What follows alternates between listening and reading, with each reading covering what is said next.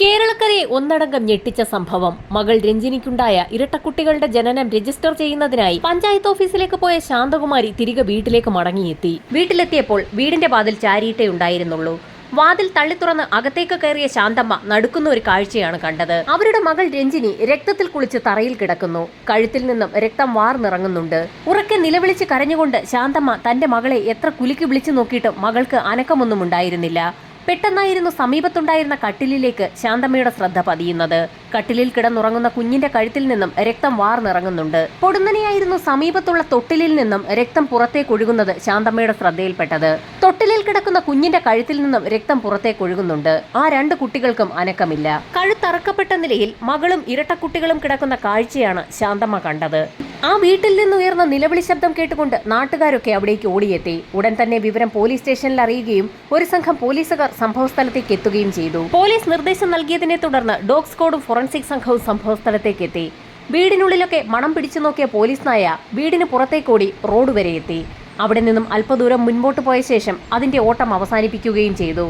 Police നായ ഓട്ടം അവസാനിപ്പിച്ച സ്ഥലത്ത് ബൈക്കിന്റെ ടയറുകൾ പതിഞ്ഞ പാടുകൾ ഉണ്ടായിരുന്നു. കൊലപാതകി അല്ലെങ്കിൽ കൊലപാതകികൾ ബൈക്കിലെത്തി ബൈക്ക് അല്പദൂരം വെച്ച ശേഷം വീട്ടിലേക്ക് നടന്നെത്തുകയും രഞ്ജിനിയെയും മക്കളെയും കൊലപ്പെടുത്തിയതിനു ശേഷം തിരികെ ആരും അറിയാതെ പുറത്തിറങ്ങി ബൈക്കിൽ കടന്നു കളയുകയും ചെയ്തിരിക്കുകയാണെന്ന് പോലീസ് നിഗമനത്തിലെത്തി. ഫോറൻസിക് സംഘത്തിന്റെ പരിശോധനയിൽ വീടിനുള്ളിലെ മേശപ്പുറത്തു നിന്നും പാതി എഴുതിയ നിലയിലുള്ള ഒരു കത്ത് കിട്ടി. ജമ്മു കാശ്മീരിലെ പത്താൻകോട്ടുള്ള സൈനിക ആസ്ഥാനത്തേക്ക് രഞ്ജിനി എഴുതിയ ഒരു കത്താണ് ഫോറൻസിക് സംഘത്തിന് കിട്ടിയിരിക്കുന്നത്. സൈന്യത്തിൽ ജോലി ചെയ്യുന്ന തന്റെ ഭർത്താവ് ദിപിൽ കുമാറിനെ തങ്ങളുടെ ഇരട്ടക്കുട്ടികളുടെ ജനനം പ്രമാണിച്ച് അവധി നൽകി നാട്ടിലേക്ക് അയക്കണമെന്നായിരുന്നു കത്തിൽ എഴുതിയിരുന്നത്. ആ കത്ത് എഴുതി പൂർത്തിയാക്കിയിട്ടുണ്ടായിരുന്നില്ല. കത്തെഴുതിക്കൊണ്ടിരുന്ന പേന തുറന്നിട്ട നിലയിൽ മേശപ്പുറത്തു തന്നെ ഉണ്ടായിരുന്നു. ആ മേശയ്ക്ക് സമീപമായിരുന്നു രജനി കുത്തേറ്റ് മരിച്ചു കിടന്നത്. രഞ്ജിനിക്ക് ഉറക്കെ കരഞ്ഞ് ബഹളമുണ്ടാക്കാൻ കഴിയാത്ത തരത്തിലുള്ള ഒരു കുത്താണ് അവൾക്ക് ആദ്യം ലഭിച്ചത്. ആക്രമിയെ രഞ്ജിനി നന്നായി തടുത്തിട്ടുണ്ട്. അയാളുടെ ദേഹത്തിലുണ്ടായിരുന്ന തൊലിയുടെ അംശങ്ങൾ രഞ്ജിനിയുടെ നഖങ്ങൾക്കിടയിൽ പറ്റിപ്പിടിച്ചിട്ടുണ്ടായിരുന്നു. പോലീസ് സംഘം അയൽവാസികളെ വിശദമായി തന്നെ ചോദ്യം ചെയ്തു. അത്രയും വലിയ സംഭവം ആ വീട്ടിൽ നടന്നിട്ട് തൊട്ടടുത്ത് താമസിക്കുന്ന ആളുകൾ പോലും അതൊന്നും അറിഞ്ഞിരുന്നില്ല. സംഭവം നടന്ന ദിവസം രാവിലെയും അതിനു മുൻപൊരു ദിവസവും അഞ്ചലിൽ തന്നെ താമസിക്കുന്ന അനിൽകുമാർ എന്നൊരു വ്യക്തി ആ വീട്ടിലെത്തിയിരുന്നതായി നാട്ടുകാരിൽ ചിലർ പറഞ്ഞു. അഞ്ചലിൽ താമസിക്കുന്ന അനിൽകുമാർ ആണതെന്ന് ശാന്തമ്മയായിരുന്നു നാട്ടുകാർക്ക് അയാളെ പരിചയപ്പെടുത്തി കൊടുത്തത്. അതുകൊണ്ട് തന്നെ പോലീസ് സംഘം അനിൽകുമാറിനെ കുറിച്ച് ശാന്തമ്മയോട് വിശദമായി തന്നെ തിരക്കി. രഞ്ജിനിയുടെ ഡെലിവറി നടക്കുന്ന സമയത്ത് തന്നെ ഹോസ്പിറ്റലിൽ വെച്ച് ആ കുടുംബം യാദൃശ്ചികമായി പരിചയപ്പെട്ട ഒരു വ്യക്തിയായിരുന്നു അനിൽകുമാർ. രഞ്ജിനിയുടെയും കുടുംബത്തിന്റെയും കഥകൾ കേട്ടപ്പോൾ സൈന്യത്തിൽ ജോലി ചെയ്യുന്ന അയാൾ രഞ്ജിനിയുടെ ഭർത്താവ് ദിപിൽ കുമാറിനെ കണ്ടെത്തി നൽകാമെന്ന് ആ കുടുംബത്തിന് വാക്ക് നൽകുകയും ചെയ്തു. നേരത്തെ രഞ്ജിനിയും കുടുംബവും താമസിച്ചിരുന്ന വീടിന് സമീപത്ത് തന്നെയായിരുന്നു ദിപിൽ കുമാറും താമസിച്ചിരുന്നത്. ദിപിൽ കുമാറിന്റെ പേരിൽ രഞ്ജിനി കേസ് കൊടുത്തിട്ടുള്ളത് കൊണ്ട് തന്നെ അയാളുടെ വീടിന്റെ പരിസരത്ത് താമസിക്കാതെ മറ്റൊരിടത്ത് വാടകയ്ക്ക് താമസിക്കാൻ നിർദ്ദേശിച്ചതും അനിൽകുമാർ തന്നെയായിരുന്നു. ദിപിലിനെ കാര്യങ്ങളൊക്കെ പറഞ്ഞ് സമ്മതിപ്പിച്ച് സൈന്യത്തിൽ നിന്ന് കൂട്ടിക്കൊണ്ടുവരാമെന്ന് അനിൽകുമാർ ശാന്തമ്മയ്ക്ക് വാക്ക് നൽകുകയും ചെയ്തിരുന്നു. ആശുപത്രിയിൽ വെച്ച് അനിൽകുമാർ എന്ന സൈനികനെ യാദൃശ്ചികവശാൽ പരിചയപ്പെട്ടതാണെന്നും അങ്ങനെ ആ ബന്ധം വളർന്ന് പിന്നീട് അയാൾ നിർദ്ദേശിച്ച രീതിയിൽ മറ്റൊരു വീട്ടിൽ വാടകയ്ക്ക് താമസമാക്കിയെന്നുമൊക്കെയുള്ള ശാന്തമ്മയുടെ കഥ കേട്ടപ്പോൾ പോലീസിന് എന്തോ അസ്വാഭാവികത തോന്നി. രഞ്ജിനിയുടെയും മക്കളുടെയും കൊലപാതകങ്ങൾ നടന്ന ദിവസം ദിപിൽ കുമാർ പത്താൻകോട്ട് തന്നെ ഉണ്ടായിരുന്നോ എന്നൊന്ന് അന്വേഷിക്കാൻ പോലീസ് സംഘം തീരുമാനിച്ചു. അങ്ങനെ സൈനിക ക്യാമ്പുമായി ബന്ധപ്പെട്ട സമയത്ത് സംഭവം നടന്ന ദിവസം ദിപിൽ കുമാർ സൈന്യത്തിൽ തന്നെ ഉണ്ടായിരുന്നു എന്നുള്ള ഞെട്ടിക്കുന്ന വിവരമാണ് പോലീസിന് ലഭിച്ചത്. സംഭവത്തിൽ ദിപിൽ കുമാറിനെ സംശയിച്ച പോലീസിന് ആകെ കൺഫ്യൂഷനായി. ഈ സമയത്താണ് ചില നിർണായക വിവരങ്ങൾ രഞ്ജിനിയുടെ അമ്മ ശാന്തമ്മ പോലീസിന് കൈമാറുന്നത്.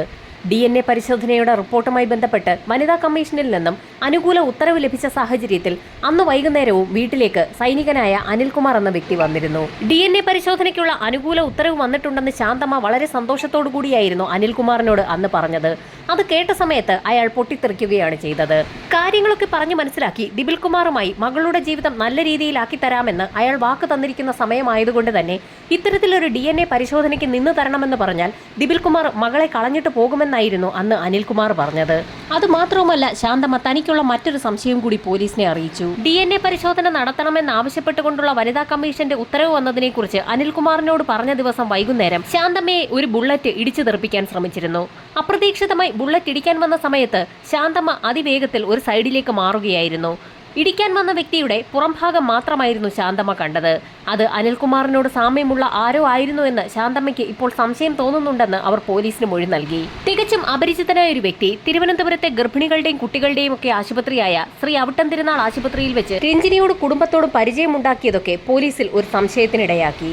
അഞ്ചലിൽ താമസിക്കുന്ന അനിൽകുമാറിനെ എത്രയും പെട്ടെന്ന് തന്നെ കണ്ടെത്താൻ തീരുമാനിച്ച പോലീസ് സംഘം നാട്ടുകാരുടെയും ശാന്തമ്മയുടെയും ഒക്കെ സഹായത്തോടുകൂടി അനിൽകുമാറിന്റെ ഒരു രേഖാചിത്രം തന്നെ തയ്യാറാക്കി. അഞ്ചലിലെ ബസ് സ്റ്റേഷനുകൾക്ക് പുറമെ വില്ലേജ് ഓഫീസുകളിലും പഞ്ചായത്ത് ഓഫീസുകളിലും സ്കൂളുകളിലും ആശുപത്രികളിലുമെല്ലാം വിശദമായി തന്നെ പോലീസ് സംഘം അനിൽകുമാറിന്റെ രേഖാചിത്രവുമായി കയറിയിറങ്ങി പോലീസ് സംഘം വിശദമായ അന്വേഷണം നടത്തിയെങ്കിലും അങ്ങനെയൊരു വ്യക്തിയെ ആ നാട്ടിലെങ്ങും കണ്ടിട്ടില്ല എന്നുള്ള ആളുകളുടെ മറുപടിയാണ് ലഭിച്ചത്. ആ നിമിഷം മുതൽ പോലീസ് സംഘം അനിൽകുമാറിനെ കാര്യമായി തന്നെ സംശയിച്ചു തുടങ്ങി.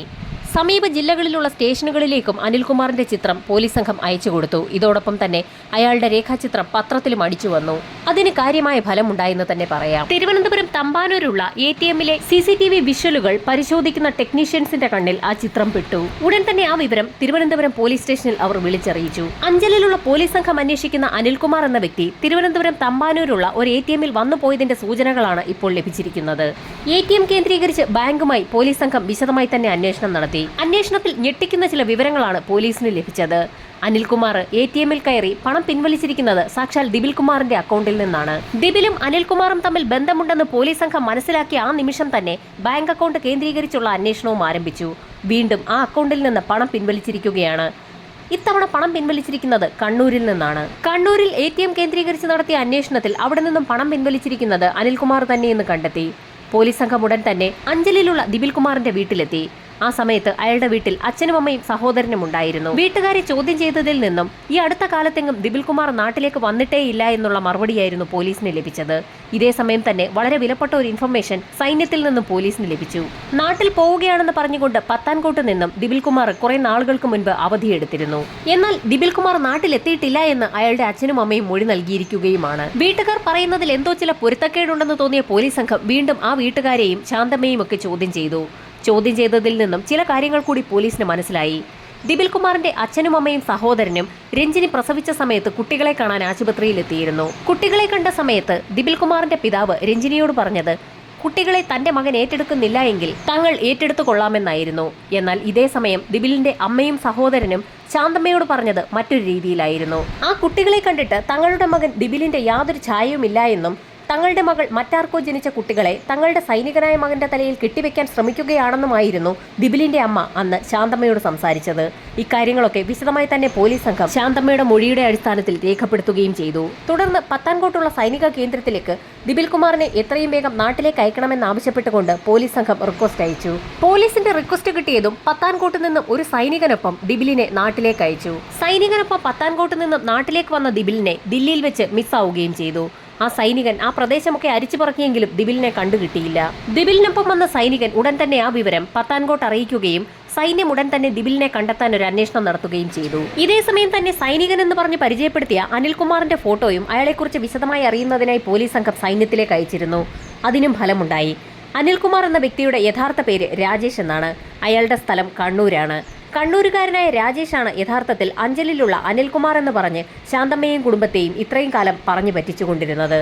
ഇതോടൊപ്പം തന്നെ സുഹൃത്തുക്കളുമായി എപ്പോഴെങ്കിലും ഇരുവരും ബന്ധപ്പെടാൻ സാധ്യതയുണ്ടെന്ന് മനസ്സിലാക്കിയ പോലീസ് സംഘം രണ്ടുപേരുടെയും സുഹൃത്തുക്കളുടെ വിശദമായ ഒരു ലിസ്റ്റ് തന്നെ തയ്യാറാക്കി. 1-2 ആഴ്ചയ്ക്കകം തന്നെ ഇരുവരും ഏതെങ്കിലും ബന്ധുക്കളെയോ സുഹൃത്തുക്കളെയോ വിളിക്കാൻ സാധ്യതയുണ്ടെന്ന് മനസ്സിലാക്കിയ പോലീസ് സംഘം എല്ലാവരുടെയും കോൾ ഡാറ്റ റെക്കോർഡുകൾ വിശദമായി തന്നെ പരിശോധനയ്ക്ക് വിധേയമാക്കി. എന്നാൽ പോലീസുകാരുടെ കണക്കുകൂട്ടലുകൾ തെറ്റിച്ചുകൊണ്ട് ബന്ധുക്കളെയോ സുഹൃത്തുക്കളെയോ ആരും തന്നെ നാളുകൾ കഴിഞ്ഞിട്ടും രാജേഷോ ദിബിലോ ബന്ധപ്പെടാൻ ശ്രമിച്ചില്ല.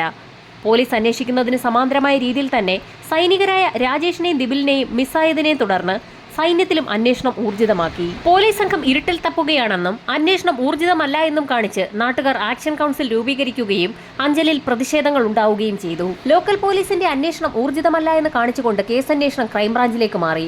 എന്നാൽ ക്രൈംബ്രാഞ്ച് സംഘം വിശദമായ തിരച്ചിലും അന്വേഷണമൊക്കെ നടത്തിയെങ്കിലും സമാനമായ ഫലം തന്നെയായിരുന്നു. അവസാനം ആക്ഷൻ കൗൺസിലും രഞ്ജിനിയുടെ അമ്മ ശാന്തമ്മയും ചേർന്ന് അന്വേഷണത്തിലെ പോരായ്മകൾ ചൂണ്ടിക്കാണിച്ചുകൊണ്ട് ഹൈക്കോടതിയിൽ പരാതി നൽകി. ഹൈക്കോടതി ഇടപെട്ടതിനെ തുടർന്ന് അന്വേഷണം CBIക്ക് കൈമാറി. CBI അവരുടെ സകല ടെക്നിക്കുകളും ഉപയോഗിച്ച് അന്വേഷണം നടത്തിയെങ്കിലും ദിബിലിനെയോ രാജേഷിനെയോ കണ്ടെത്താൻ കഴിഞ്ഞില്ല. CBI നാളുകളോളം അന്വേഷിച്ചിട്ടും ഒന്നും കണ്ടെത്താൻ കഴിയാത്ത സാഹചര്യത്തിൽ തിരുവനന്തപുരത്തെ സൈബർ വിഭാഗത്തിലെ ടെക്നിക്കൽ ഇന്റലിജൻസ് ടീം ഒരു അന്വേഷണം നടത്തി. ടീം തലവൻ അങ്കിത് അശോകും ടീമുമായിരുന്നു വ്യത്യസ്തമായ ഒരു ഐഡിയ പ്രാക്ടിക്കലാക്കാൻ തീരുമാനിച്ചത്. സോഷ്യൽ മീഡിയ കേന്ദ്രീകരിച്ചൊരു അന്വേഷണം നടത്താനായിരുന്നു ആ ടീം തീരുമാനിച്ചത്. സംഭവം നടക്കുന്ന 2006 ദിബിലിന്റെയും രാജേഷിന്റെയും ഫോട്ടോയാണ് പോലീസിന്റെ കൈവശമുള്ളത്. 18 വർഷങ്ങൾക്ക് മുൻപുള്ള ഫോട്ടോ ഇപ്പോഴുള്ളതുമായി എങ്ങനെ മാറ്റം വരുത്താമെന്നായിരുന്നു ആ സംഘം ആലോചിച്ചത്. ഏജ് ടൂളിന്റെ സഹായത്തോടുകൂടി നിലവിൽ രാജേഷിനും ദിബിലിനും 18 വർഷം കൊണ്ടുണ്ടായേക്കാവുന്ന മാറ്റങ്ങൾ ഉൾപ്പെടുത്തിക്കൊണ്ട് 2 ഫോട്ടോയാണ് സൈബർ സംഘം രൂപീകരിച്ചെടുത്തത്. ആ ഫോട്ടോ ഉപയോഗിച്ച് സകല സോഷ്യൽ മീഡിയ പ്ലാറ്റ്ഫോമുകളിലും ഒരു സെർച്ച് നടത്തി. അങ്ങനെ അവർക്കൊരു തുമ്പ് ലഭിച്ചപ്പോൾ അവർ ആ വിവരം CBIക്ക് കൈമാറി. അതൊരു ഫേസ്ബുക്ക് പ്രൊഫൈലായിരുന്നു. ടെക്നിക്കൽ ടീം AI ടൂൾ ഉപയോഗിച്ച് നിർമ്മിച്ച ഫോട്ടോയുമായി മാച്ച് ചെയ്തിരിക്കുന്നത് പോണ്ടിച്ചേരിയിലെ വിഷ്ണു എന്നു പേരുള്ള ഒരു വ്യക്തിയുടെ പ്രൊഫൈലുമായിട്ടാണ്. അയാൾ വിവാഹിതനാണ്, കുട്ടികളുമുണ്ട്. അയാളുടെ ഭാര്യ ഒരു അധ്യാപികയുമാണ്. CBIയുടെ കൈവശമുണ്ടായിരുന്ന ദിബിലിന്റെ ഫോട്ടോയും നിലവിലെ AI ടൂൾ ഉപയോഗിച്ച് നിർമ്മിച്ച ഫോട്ടോയും തമ്മിൽ വല്ലാത്തൊരു സാമ്യമായിരുന്നു ഉണ്ടായിരുന്നത്. അതിന്റെ അടിസ്ഥാനത്തിൽ CBI സംഘം പോണ്ടിച്ചേരിയിലെത്തി. വേഷം മാറിയ CBI സംഘം പോണ്ടിച്ചേരിയിലെത്തി വിഷ്ണുവിനെ നിരീക്ഷിച്ചു തുടങ്ങി.